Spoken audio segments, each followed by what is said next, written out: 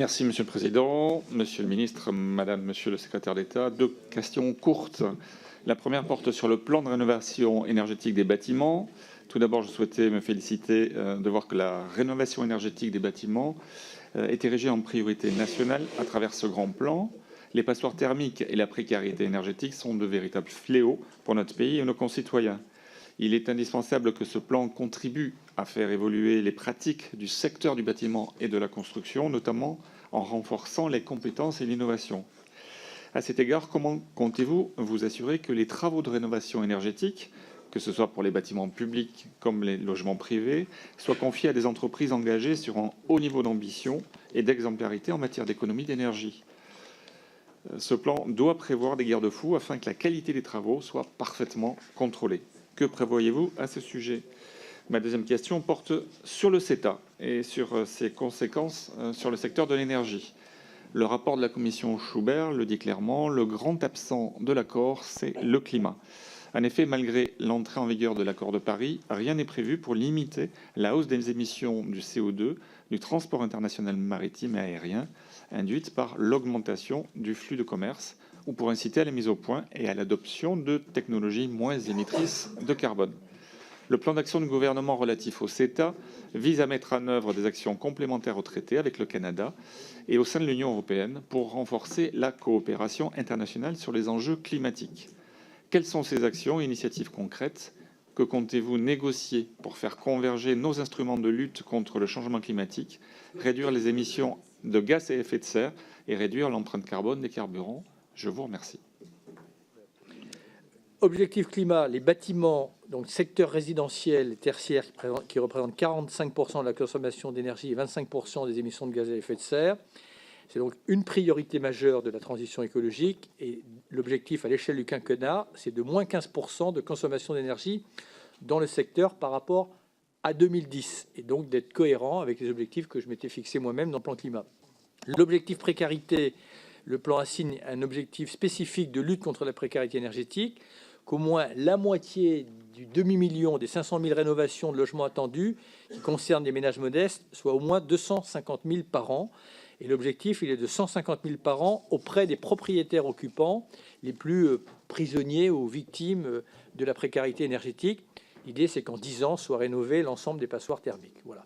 Donc, pour atteindre l'objectif par an, ce qu'on propose, c'est de massifier les gestes efficaces. Et on les a bien identifiés parce qu'il y a parfois des idées reçues sur ce qui est le plus efficace. Moi-même, j'en avais beaucoup. J'ai toujours considéré que de faire le doublage d'une fenêtre, c'était plus efficace qu'autre chose. On a fini par me convaincre que ce n'est pas forcément, en termes de rendement économique et énergétique, le plus efficace. Ça ne veut pas dire qu'il ne faut pas le faire, mais essayons que chaque euro investi soit le mieux utilisé. Bon. Pour aider cette massification, il y a des actions d'ampleur qui sont prévues pour rendre le parcours de rénovation des ménages, des aides de financement et des incitations plus simples, efficaces et mobilisateurs. Les ménages modestes, évidemment, il faut qu'ils en soient les premiers bénéficiaires. C'est notamment le cas, je l'avais annoncé, de la transformation du crédit d'impôt pour la transition écologique en prime. Ça, c'est quand même très important. Je ne fais pas la leçon, mais enfin, à partir du moment où c'est un crédit d'impôt, il faut avoir la possibilité d'avancer. À partir du moment où c'est une prime, évidemment, ça va permettre probablement de toucher beaucoup plus de personnes. Puis il y a aussi une extraordinaire simplification de l'éco-prêt, là aussi afin de rendre plus aisé le financement du reste à charge pour les ménages modestes, parce que ça aussi c'était un sacré frein.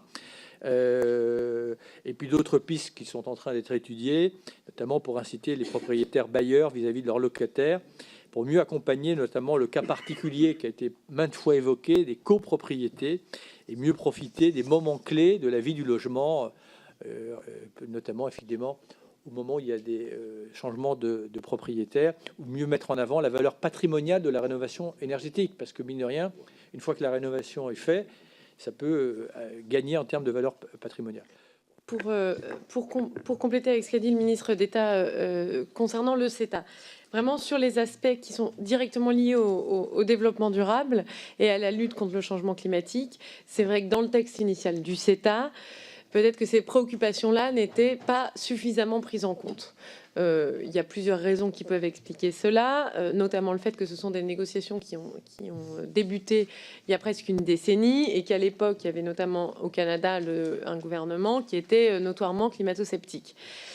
Vous savez aussi que le gouvernement, suite à la commission d'experts qui a été missionnée par le Premier ministre, le gouvernement a adopté en octobre 2017, à la suite d'une concertation importante qui a été, et large, qui a été nommée par le secrétaire d'État Jean-Baptiste Lemoyne et moi-même, nous avons adopté un plan d'action qui vise à répondre aux besoins de transparence et d'exigences aussi environnementales dans la mise en œuvre du CETA, mais aussi plus tard à terme dans les autres traités de libre-échange à venir.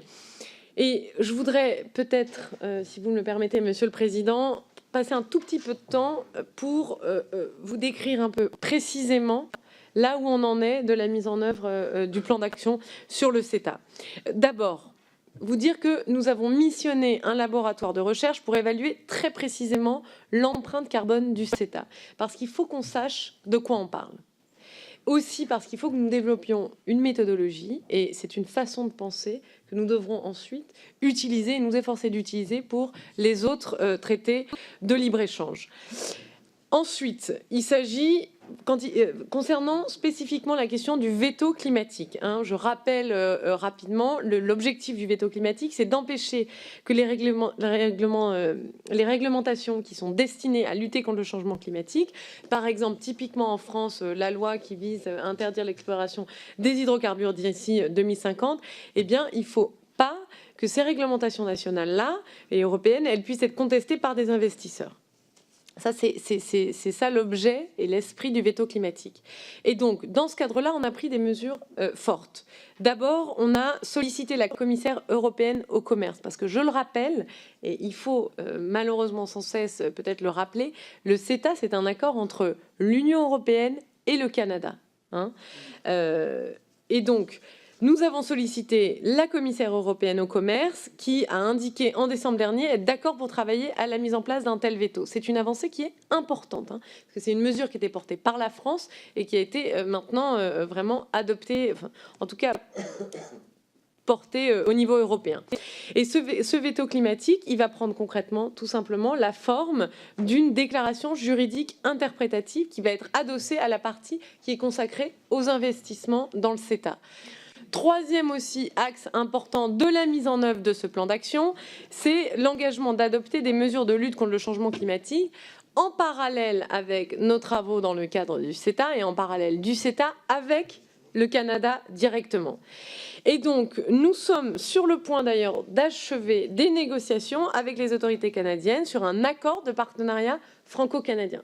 Ça, je crois que c'est important et il faut vraiment saluer notamment l'action très volontariste du ministre d'État Nicolas Hulot. Et vous savez que Justin Trudeau, vous savez peut-être que Justin Trudeau va être en visite ici en Europe en avril et ce sera probablement l'occasion, là aussi, d'annoncer, en tout cas de travailler et de rendre plus concrets ces travaux bilatéraux sur les questions climatiques avec nos partenaires canadiens. Et ce plan d'action, il s'articule autour de 7 thèmes, dont la réduction des émissions du transport aérien et maritime. Le ministre d'État en a dit un mot et je sais que l'organisation de l'aviation civile internationale travaille déjà à une réflexion autour de la fiscalité carbone dans le transport aérien avec notamment des visées opérationnelles dès 2020.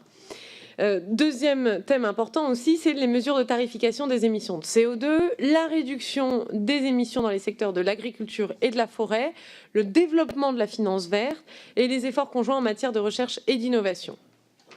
Quatrième point important de la mise en œuvre de ce plan d'action, c'est celui des subventions, de la question des subventions aux énergies fossiles. Vous avez probablement suivi qu'à l'occasion du One Planet Summit, les autorités canadiennes, elles ont accepté notre proposition de travailler à une revue par les pairs des subventions aux énergies fossiles. Ces modalités, elles devraient être adoptées lors du groupe énergie du G20 qui doit se tenir les 22 et 23 février prochains. Cinquième point, s'agissant de la révision de la directive sur la qualité des carburants, on y est tout à fait favorable, on pousse pour ça, on l'avait annoncé dès le début, et c'est un point qui va être à l'agenda des discussions du ministre d'État avec le vice-président de la Commission européenne en charge des questions commerciales le 19 février. Donc vous voyez, très prochainement. Et donc, un des objectifs aussi, c'est de mettre en place, encore une fois, une méthodologie de calcul qui soit rigoureuse des émissions des hydrocarbures, comme c'est prévu dans la loi qui vise à interdire l'exploration des hydrocarbures d'ici 2040.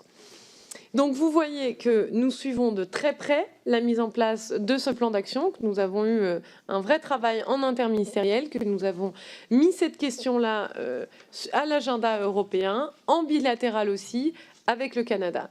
Et que nous voulons et nous souhaitons continuer à travailler en toute transparence sur cette question-là. Voilà, c'était l'objet de ma réponse un peu plus précise.